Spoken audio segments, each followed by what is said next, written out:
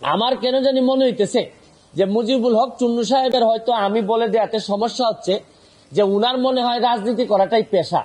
এটা থেকেই উনি সবকিছু নির্বাহ করেন কিনা আমার জানা নাই, কারণ উনার আলাদা কোনো পেশা থাকলে এটা নিয়ে উনি কোনো চিন্তা করতেন না।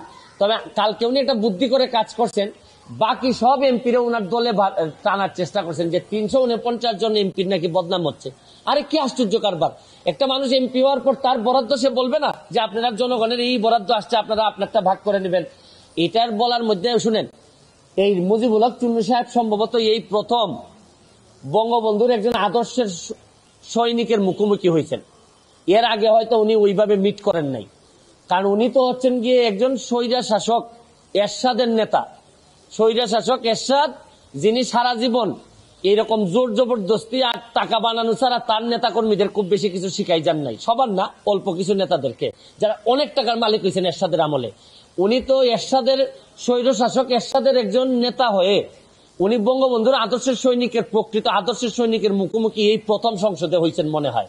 এর আগে হয়তো তীব্রভাবে কারো মুখোমুখি হন নাই, এই জন্য উনার একটা গাত্রদাহ। আর এত গাত্রদাহ কিসের? আরে ভাই, আমার টাকা এটা। আর আরেকটা বিষয়, আমি যে আমার এলাকায় বলছি যে আমি 29 কোটি টাকা পাইছি বরাদ্দ, আমি কি কোনো কথা মিথ্যে বলছি? মিথ্যে বললে উনি আমার বিরুদ্ধে ব্যবস্থা নিন। আমি বলতে পারবো না, মানে আমি বরাদ্দ পাইছি এটা আমি বলতে পারবো না আমার এলাকায়, মানে কি আমি কি চুরি করতে চাই? মানে বিষয়টা যদি হইতো যে আমি এই টাকা পাই নাই, আমার 25 কোটি টাকা দেওয়া হয়েছে রাস্তা বানানোর জন্য, এটা আমার বরাদ্দ, আমি বলে দিব কোথায় কোথায় রাস্তা হবে। আমাকে দেওয়া হয়েছে মসজিদ মন্দিরে টাকা দেওয়ার জন্য 2 কোটি, এটা আমার বরাদ্দ, আমার নামে আসবে, আমি এগুলা দিয়ে দিব কোথায় কোথায় বরাদ্দ হবে। টিআর কাবিকা আসছে আমার নামে, আমি দিব কোথায় কোথায় বরাদ্দ দিয়ে দিব। আমার শুধু নিশ্চিত করতে হবে এই টাকাটা যেন আমি এবং আমার পরিবার খেয়ে না ফেলে, বা আমার লোকজন যেন খেয়ে না ফেলে।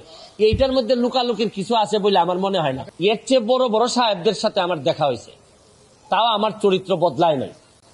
আমি আমার যে কাজ বিশ্বাস করে করি, স্বচ্ছতার সাথে করার চেষ্টা করি, যতদিন করব ততদিন এমপি থাকবো। এটা কি আমার বাপের পোস্ট নাকি যে সারা জীবন থাকা লাগবে এখানে? আমার যদি যোগ্যতা না থাকে, আমার চেয়ে ভালো লোক যদি আসে এমপি হবে, কিন্তু আমি যতদিন আছি অতদিন যেটা সাধারণ মানুষের, আমি চুন্নু সাহেবের কথায় আমি এমপি হই নাই। আমি এমপি হয়েছি আমার 7 লাখ মানুষের ভোটে এবং দোয়া এমপি হয়েছি, এবং ল্যান্ডস্লাইড বিক্রি হয়েছে আমার। আমি আমার জনগণকে খুশি করার জন্য যা করব তাই করব, আমি এর বাইরে কোনোদিন যাওয়ার প্রশ্নই আসে না। অবস্থা পরিষ্কার। আমি আমার যে বক্তব্য আপনাদের সামনে দিলাম, এই বক্তব্য আমার মাননীয় স্পিকারের সামনে দিব, সেই মিটানের মধ্যে আলাদা হওয়ার কোনো সুযোগ নাই। তবে আমার বিশ্বাস, এই যে এই মুজিবুল হক চুন্নু সাহেবের যে ব্রেইন আর যে অবস্থা, তার ব্যাপারে আমি যা শুনি, তাতে আমার বিশ্বাস মাননীয় স্পিকারও জানেন তার অবস্থাটা কি। যে তারে সে যখন বক্তব্য দেয়, আমি বুঝতেই পারি না কি বিরোধী দলের লোক বক্তব্য দিচ্ছে নাকি না সরকারি দল বক্তব্য দিচ্ছে। মানে এমন ভাবে সরকারের মধ্যে ঢুকে আছে। আরে বাপ তো মাঝে মধ্যে ছেলের সমালোচনা করে, ছেলে বাবার সমালোচনা করে।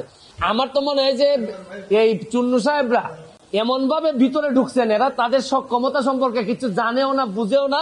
কেন যে বিরোধী দল হয়েছে আল্লাহ মাহবুদ জানে। আর এরাও 11 জন, আর আমরা স্বতন্ত্র আছি 62 জন। আমরা তো হিসাবে তো আমরাই বিরোধী দল হওয়ার কথা, কিন্তু এখন কারণে অকারণে আমরা, যেহেতু উনারা একটা দল হিসাবে আসছেন, তা আমরা উনারা মেনে নিছি।